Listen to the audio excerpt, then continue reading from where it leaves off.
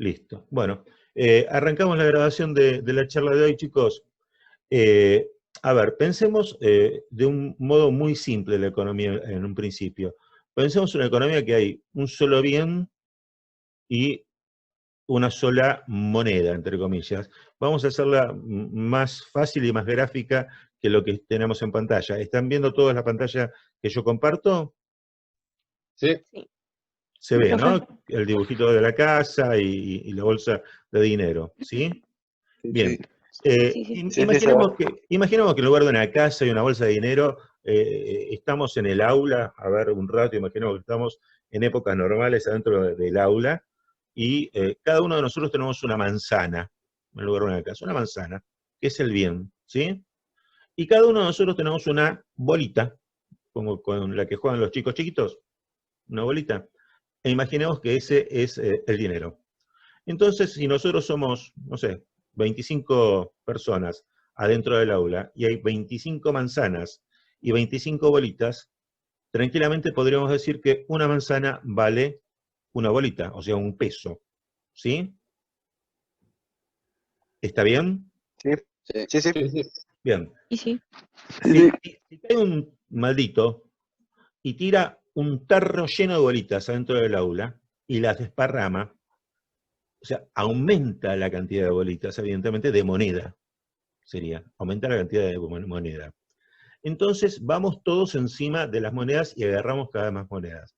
La relación va a ser la misma ahora de que una manzana va a costar una bolita o va a cambiar en función de la cantidad de bolitas que hayan tirado. Va a cambiar, depende de la bolita que cayera. Claro, supongamos que éramos 25 y que ahora en lugar de haber 25 bolitas hay 100 bolitas. ¿Cuánto va a pasar a valer cada manzana? 25 centavos. No. A ver, No. el número. Éramos 5. 25 manzanas, 25 personas, Ah, 25 no. bolitas. Ahora se Eh, cuadruplicó la cantidad de bolitas. Hay 100 bolitas. ¿Cuánto vale cada manzana? 4 pesos. 5. 5. 4. 4. 4, porque tenemos 100, ¿sí? Y 25 entra 4 veces en 100. ¿Está bien? Eso sería así. Y digamos, no sería demasiado grave si todos tuviésemos en ese reparto de bolitas repentino que hubo, la misma oportunidad de agarrar bolitas, punto 1, ¿sí? O sea que todos tuvimos la misma oportunidad, no hubo uno en la puerta que se quedó con la mayor cantidad de bolitas y nos jorobó a los demás que no estamos tan cerca de la puerta. Eso ya sería esencial. Y en esa economía solamente hubiese manzanas, que tienen todas el mismo valor. Ahora, la complicamos a esta situación pensando en que no hay solo manzanas, hay bienes de distinta importancia. ¿Se acuerdan cuando hablábamos de bienes de demanda inelástica? No, yo no me acuerdo. No. Bien, los bienes de demanda inelástica eran esos bienes que necesitaban un sí o sí. Los bienes, por ejemplo, decíamos que el bien más clásico, el ejemplo típico de demanda inelástica es la insulina para el diabético. El diabético no puede dejar de consumir insulina, si no, se muere. Pero hay bienes que son claramente de demanda inelástica, que son los bienes de primera necesidad. Es necesario comer, es necesario vestirse, es necesaria la luz, lo que se declararon servicios públicos en este momento, por ejemplo, a Internet, se lo considera un bien de primera necesidad, por eso es declarado un servicio público. ¿Estamos en lo cierto? Por lo tanto, los bienes sí. de demanda inelástica van a tener una demanda mucho más importante que los bienes de demanda elástica. ¿Qué es un bien de demanda elástica? Es un bien que frente a un brusco aumento de precio, yo lo dejo de consumir. Por eso hablo de la elasticidad. O sea, el precio se va para arriba, el consumo se va para abajo. Por ejemplo, un automóvil de lujo. Si el precio de los automóviles sube demasiado, bueno, no me compro auto o compro auto más económico, ¿está bien? O los lugares de veraneo. Si los alquileres en las playas más caras, qué sé yo, en Cariló, se van al demonio, pues mire a Santa Teresita. ¿Está bien? ¿Se entiende lo que digo, Sí. chicos? Sí, sí, Sí, sí. sí. Entonces, Sí, sí. en un proceso inflacionario, donde viene ese maldito que nos llena de bolitas, ¿quién se beneficia más? El que vende bienes inelásticos, de demanda inelástica, bienes que la gente no puede dejar de consumir, porque si la insulina vale una bolita, la compro, pero si vale 20 bolitas, también la compro. O sea, si vale un peso, la compro, si vale 20 pesos, también la compro. ¿Está claro? Sí. Entonces, fíjense que el Estado es justamente el que tiene un montón de bolitas, porque es el que tiene la fábrica de bolitas, el que tiene la fábrica de billetes.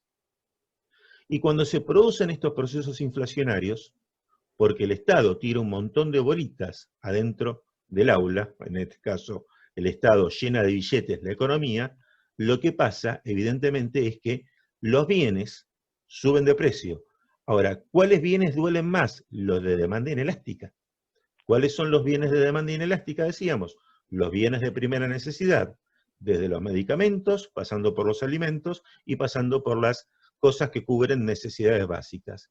¿Y quiénes son los mayores consumidores o quiénes son los que gastan más parte de su ingreso en bienes de primera necesidad? Pregunto. Los que ¿Cómo tienen la plata profe? para gastarlo. La pregunta es, ¿quiénes son? ¿Qué grupo social? O sea, ¿qué grupo de la sociedad? Los ricos, los pobres, la clase media, es quien sufre más cuando aumentan los bienes de primera necesidad. Que Clase no, media, lo que sufre más. Clase media y clase baja. la clase baja, sobre todo la clase baja, un poco menos la clase media y casi nada la clase alta.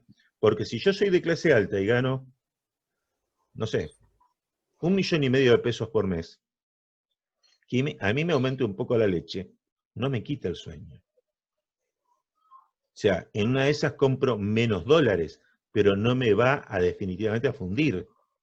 En cambio, al tipo que tiene todo su ingreso destinado a comprar leche, pañales, alquilar, pagar el colegio y qué sé yo, lo mata el aumento de algo. ¿Se entiende? ¿Eh? Sí, sí. Es por ese motivo que la inflación, ¿a quién perjudica más? Es a los pobres. Porque los bienes que más sufren son los bienes de demanda inelástica. Y los pobres consumen básicamente bienes de demanda inelástica. Esto en un rato se va a cortar, nos enganchamos nuevamente al mismo link para poder continuar. Sí, chicos, bueno, lo hacen con todos, así que no hay que repetir. Todo esto lo sintetizaron los economistas ya hace muchos años, ya David Ricardo, ¿se acuerdan que Ricardo, sucesor de Adam Smith, digamos, dentro de los economistas clásicos, incluso previo a Marx, estamos hablando de 1800 y poquito, Ricardo ya hablaba de lo que era la teoría cuantitativa del dinero.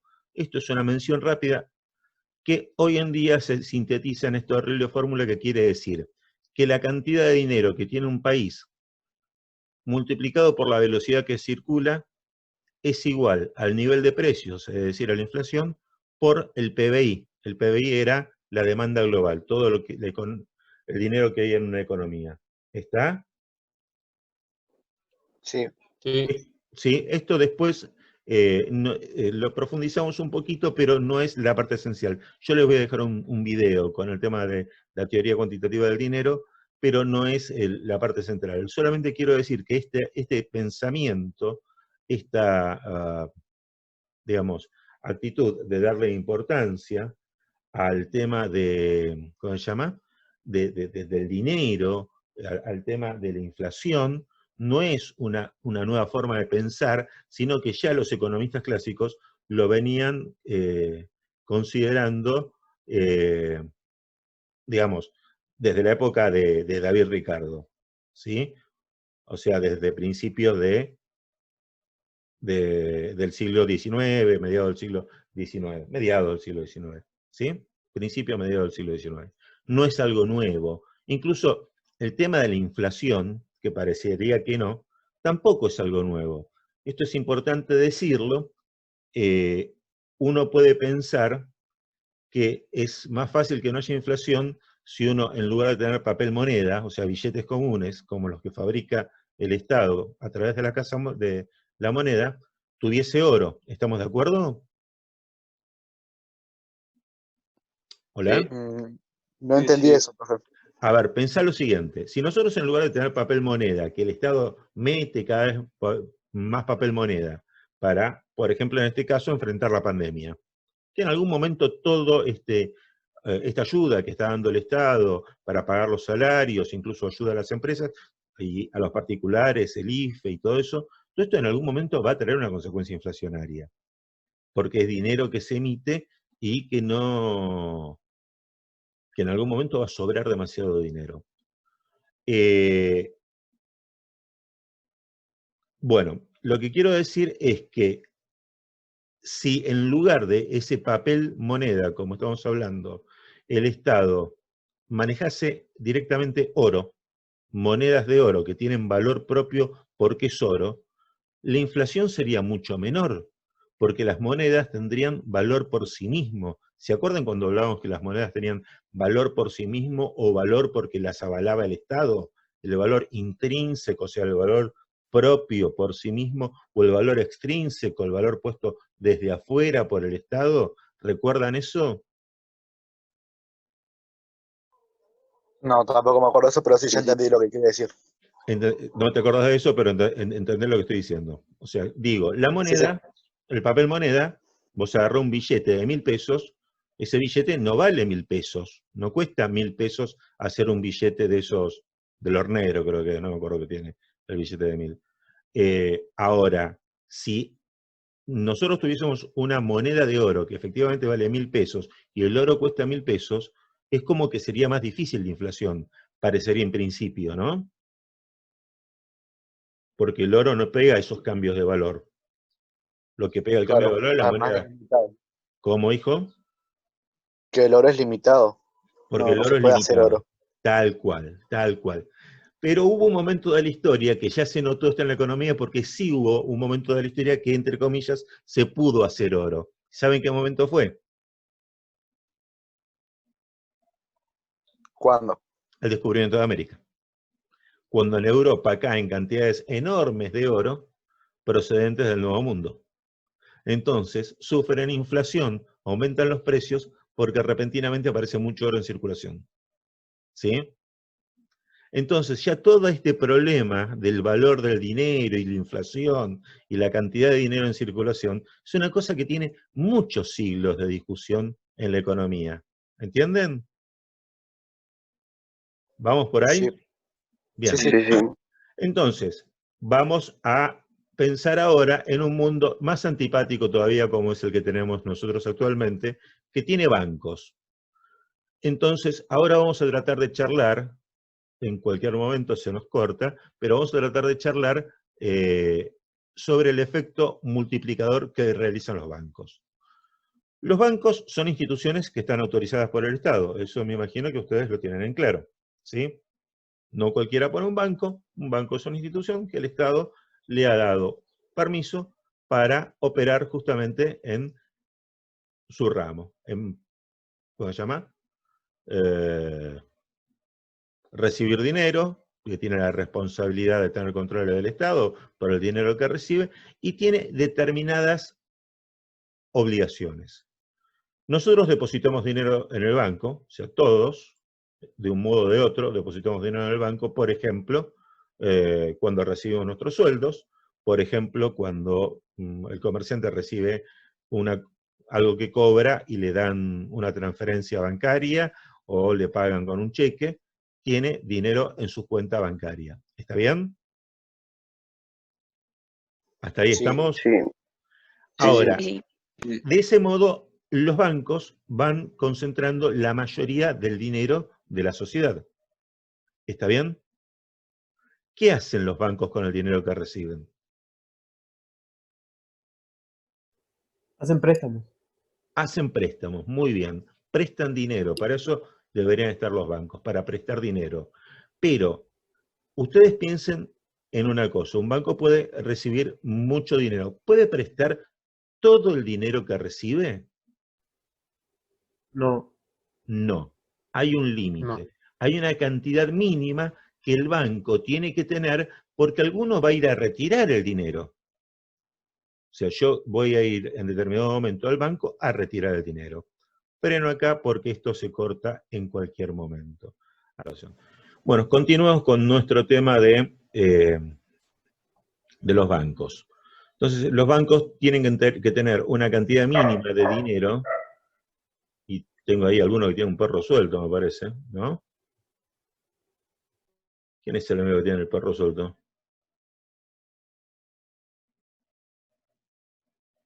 A ver. Chao, chao, profe. ¿Sí? Bueno. Charlatán tu perro. En el banco, decíamos, a ver, tengo más gente para admitir. Ahí entró otro. Vamos. Había una cantidad mínima de dinero. Esto se llama coeficiente de caja. Coeficiente de caja. O encaje. Por favor, tomen apuntes porque cuando volvamos, que algún día vamos a volver, aunque no lo crean, al colegio, las carpetas las voy a pedir. Así que por favor tengan apuntes, tengan esto anotado en la carpeta. Un banco tiene, como dice la pantalla, ¿le están viendo ahí? Que hay un banco ahí medio sonriente, tiene un coeficiente. Sí, se ve, profe. Sí. Genial. El coeficiente de caja es lo que llamamos comúnmente, por lo menos más en la Argentina. Yo esto le voy a dejar algunos videos, que en términos generales son videos europeos, o franceses, o españoles, obviamente todos en castellano. Decía, el coeficiente de caja en la Argentina lo llamamos encaje. El encaje es el dinero que el banco no presta.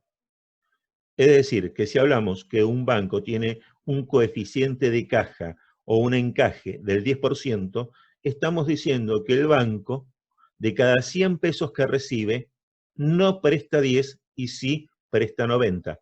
¿Está claro? Sí. Sí, profe, se entiende. No, yo no entiende? entendí nada. No entendiste nada. Vamos de nuevo. Coeficiente de caja es un término que en la Argentina se lo llama encaje comúnmente, y el encaje es la obligación que tiene el banco de no prestar una parte del dinero que recibe.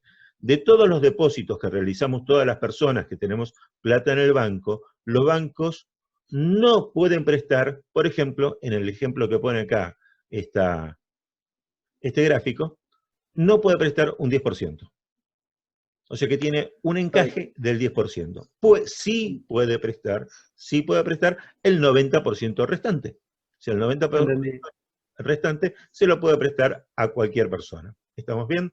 Por ejemplo, viene este señor y deposita 1.000 pesos. Tiene un encaje de 10%, por lo tanto, de los 1.000 pesos, el banco se tiene que quedar en la caja con 100 pesos. En este caso a euros, porque como les dije, algunos videos eran europeos. Pero en este caso se quedará con 100 euros y va a prestar entonces ¿cuántos euros? 900. Exactamente. 900. Los Podrá otros prestar 900. 900 euros. Entonces de los 1.000 le prestará estos 100 euros a una señora, a María, le va a prestar estos 100 euros. María, supongamos, deposita estos 900, euros, el 90%, los deposita también en el banco. Si María deposita 900 euros que recibió de préstamo del banco, el banco va a tener la obligación de quedarse en caja con 90, pero va a poder prestar 810. ¿Está bien? ¿Sí? Sí. Y así sucesivamente. Eso quiere decir que hay una especie de efecto que se llama, y tomen nota y grábense este tema, se llama efecto multiplicador bancario. El banco, cuando va recibiendo plata de nosotros y va prestándole a otros, y esos otros van depositando la plata y a su vez vuelve a prestar la plata que había prestado, hay un efecto que se llama multiplicador bancario. Es decir, que el banco virtualmente fabrica plata. ¿Se entiende? Sí. Sí. O más o menos. Profe, ¿y eso hace que tengamos un problema en la economía también? Exactamente, porque por esto se cayó el 1 a 1. ¿Se acuerdan que en la época de Menem, o le habrán contado que en la época de Menem, un peso era un dólar? Era como si el dinero fuese convertible a oro. Eso funcionó en muchas economías, como bajo el nombre de caja de conversión, y muchas economías de muchísimos países en el siglo XIX, sobre todo a principios del siglo XX, Estados Unidos abandonó lo que se llamó el patrón oro pasado la primera mitad del siglo XX, que yo no me acuerdo si fue en 1960, 1970, con Nixon. Sí, me acuerdo que fue con el presidente Nixon, no me acuerdo en qué año, abandonó el patrón oro Estados Unidos porque el dólar se convertía a oro. En nuestro caso, en la Argentina, durante el gobierno de Menem, el peso se convertía a dólares, que prácticamente son como oro por lo pronto para nuestra economía. ¿Se entiende hasta acá? ¿Sí? Sí. Entonces, esto daba ciertas garantías del funcionamiento. Ahora, esta fabricación de dinero por parte de los bancos a través del multiplicador bancario, lo que hace es que en realidad necesites muchos más dólares para respaldar la moneda, porque fabrican moneda en algún punto los bancos al hacer préstamos con tu propia plata. No sé si soy claro. Es decir, que si en la época de Menem, vamos a suponer que el Banco Central de la República Argentina tuviese 50.000 millones de dólares de reservas, y Menem podía imprimir 50.000 millones de pesos, no era tan cierto. ¿Por qué no era tan cierto? Porque los bancos le multiplicaban el dinero por el efecto multiplicador. ¿Se entiende? Sí, entendí. Sí. Era Creo que como sí. plata virtual en algún punto. Pero que no era plata virtual, porque cuando vos decías, no, flaco, yo la deposité, la quiero, ahí se produce el problema. Por eso está el tema de la confianza en las instituciones bancarias y la confianza en las economías. Cuando alguien no confía en una economía y quiere sacar el dinero, se producen este tipo de problemas. Profe, entonces, ¿la tarjeta existe para que no pasen estos tipos de problemas? La tarjeta existe, no es mala idea pensarlo para que no pasen este tipo de problemas, en tanto vos no te asustes y digas, pará, que este banco se funde y yo quiero tener la moneda. Dame la moneda y yo decido qué hacer con la moneda, no que el banco decida por mí. Si todos decidimos hoy, de golpe y porrazo, quedarnos en papeles, en billetes, y no nos bancamos los plásticos, los bancos se caen. Todos se caen. ¿Sí?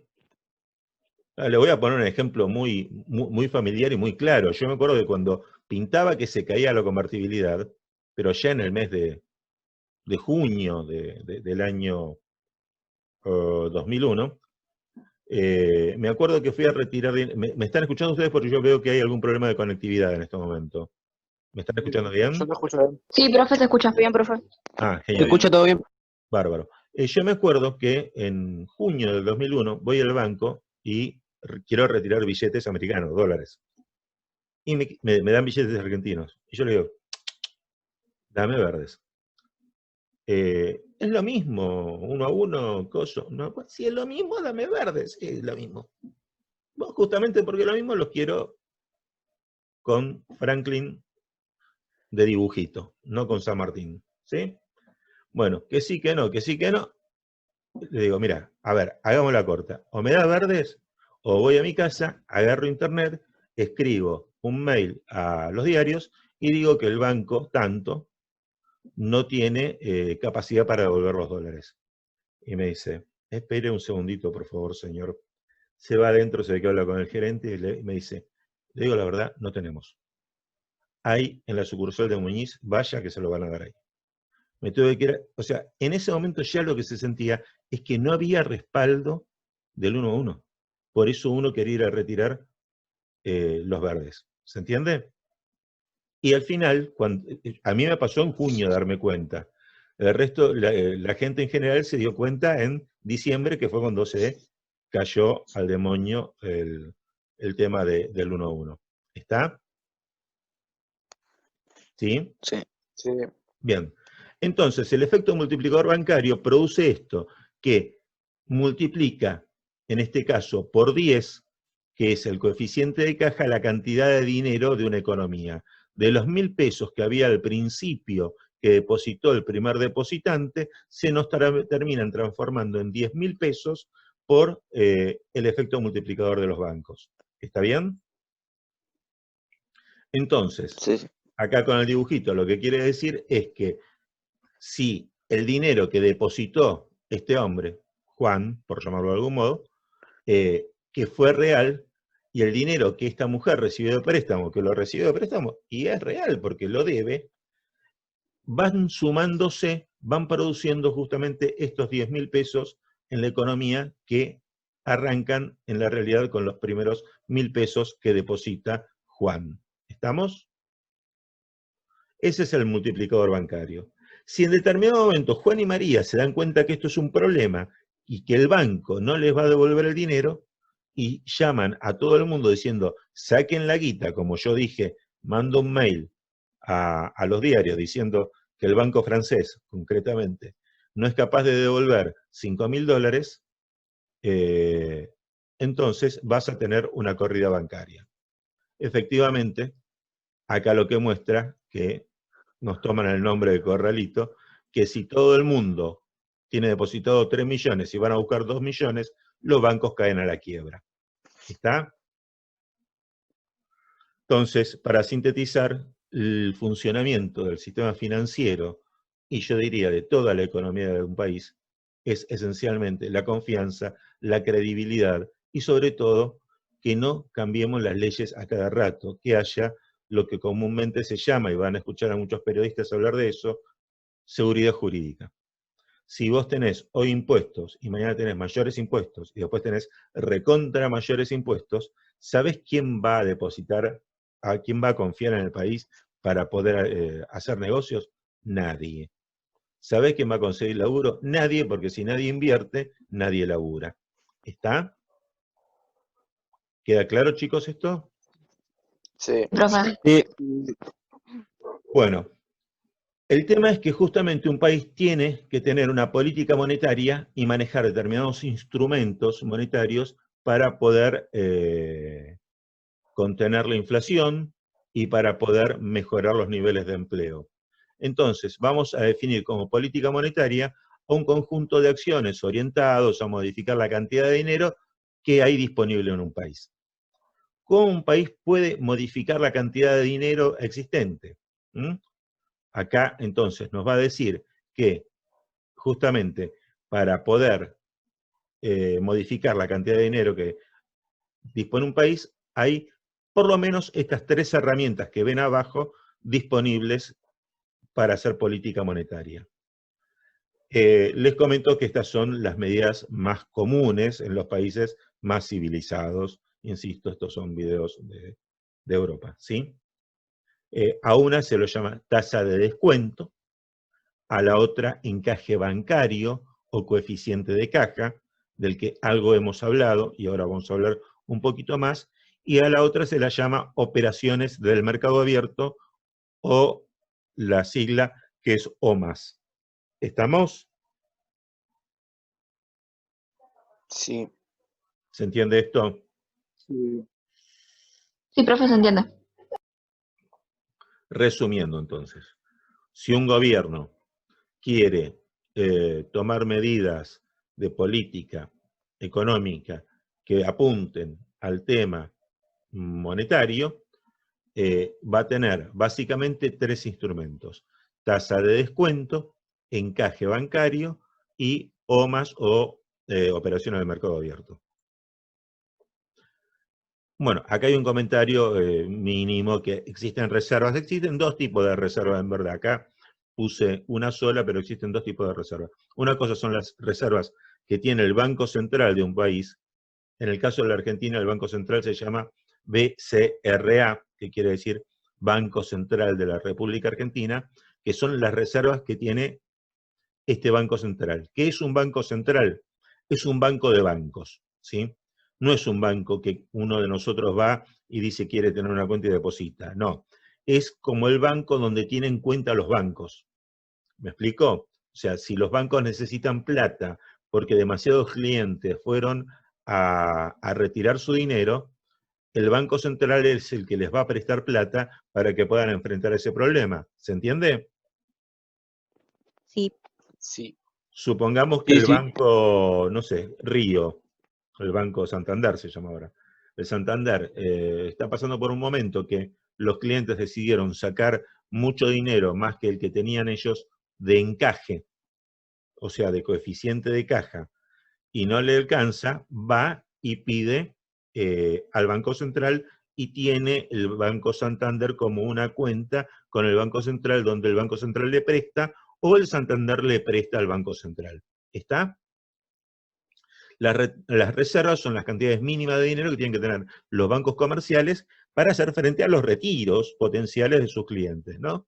Son como el respaldo de funcionamiento.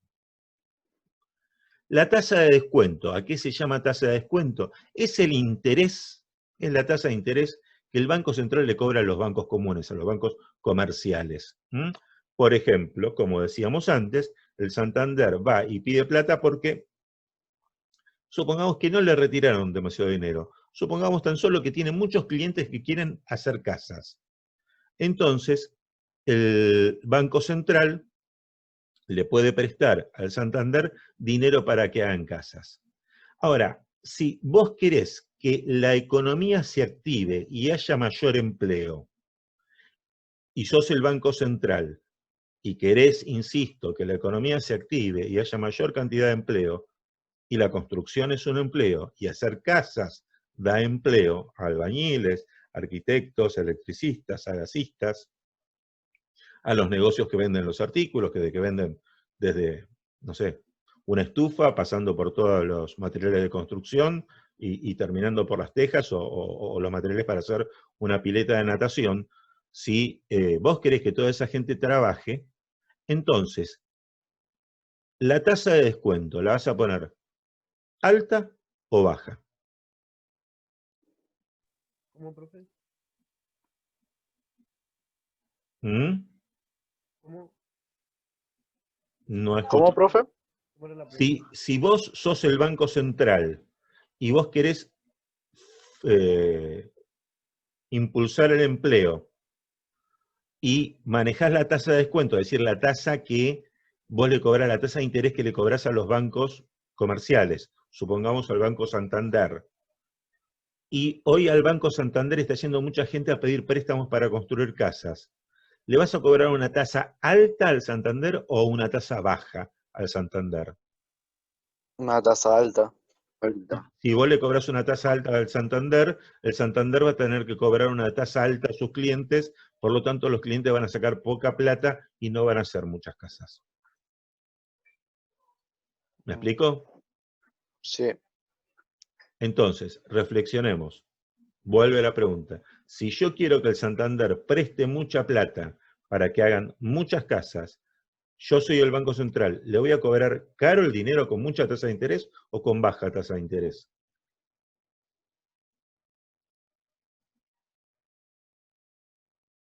Supongo que con baja entonces. Con baja tasa de interés, porque si el interés es bajo, el banco presta barato, si presta barato, entonces la gente toma el préstamo, por lo tanto hace las casas. ¿Sí? Sí, ahora sí entendí. Ahora sí entendiste, Nahuel. ¿Y el resto de los compañeros? Sí, entendí, profe. ¿Sí? Escucho muy bajito a los otros, ¿eh? Sí, sí. ¿Sí, niña? Sí, entendió. Es Sí, muy profe. gracioso cómo me cabecea la velocidad de la cámara. No sé por qué hace eso el buffer de la cámara. Bien, entonces, acá, tasa de descuento. Es la tasa de interés sobre los préstamos que un banco central otorga a los bancos comerciales. Los bancos comerciales son los bancos comunes. El Santander, el BBVA, el Provincia, el que fuere. Entonces, puede ser porque no tiene reservas suficientes y le van a quitar el problema, porque tiene problemas de liquidez, o porque quiere prestar más plata, o porque quiere prestar más plata para que se construyan más casas, por ejemplo. Entonces, si el Banco Central quiere aumentar la cantidad de dinero en la economía, para que la gente labure más, ven acá de este lado, a la izquierda, que yo lo estoy marcando con el puntero del mouse, ¿Me siguen en la pantalla? Sí. Sí. Sí, sí. Si el Banco Central quiere aumentar la cantidad de dinero en la economía, baja la tasa de interés, entonces de los bancos la gente se lleva mucha plata y puede hacer muchas compras, muchas casas, comprar muchos autos y hacer funcionar la economía de un país. Contrariamente, si lo que quiere es disminuir el dinero de la economía interna de un país, sube la tasa de interés para que sean pocos los que retiran plata, para que no llenen al país de dinero. Esto se hace cuando lo que se quiere es bajar la inflación, en verdad, en lugar de subir el empleo. ¿Está bien? Sí. Sí. Bien. Encaje bancario, una segunda herramienta. A ver, esto es relativamente fácil. Si yo quiero que el banco preste mucha plata, bajo el encaje, lo obligo a guardar menos plata. Si yo quiero que el banco preste poca plata, lo obligo a tener un encaje alto, o sea, tener un alto nivel de plata reservada en su tesoro, en su reserva. ¿Queda claro esto? Entonces, encaje bancario. Si el objetivo del Banco Central es aumentar la oferta de dinero, es decir, que haya más plata suelta en la economía, el nivel de reservas exigido a los bancos va para abajo, ¿sí? O sea, se disminuye. El encaje es bajito. De esta manera se puede utilizar más parte del dinero que entra en los bancos para dárselo a la gente. Inversamente, si quiero disminuir la oferta, es decir, el dinero que se le da a la gente común, o sea, al pueblo en general, si quiero que la gente reciba poco dinero, aumento los encajes de modo tal que los bancos puedan prestar poca plata de la que reciben. ¿Está claro? Sí. Sí, Profe. sí, profe. Bien.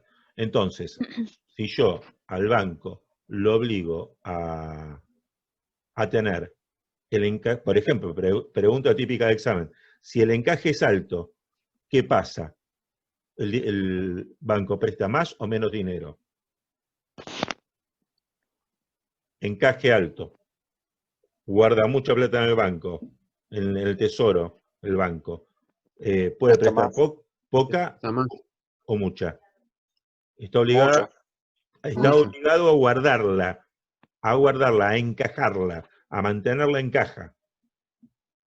Entonces menos. Entonces O sea, presta poco. menos. Si presta menos, ¿hay más o menos inflación? Menos inflación. Hay menos menos. inflación porque hay menos plata suelta. Muy bien. Los que dijeron menos tienen razón, porque hay menos inflación porque hay menos plata suelta.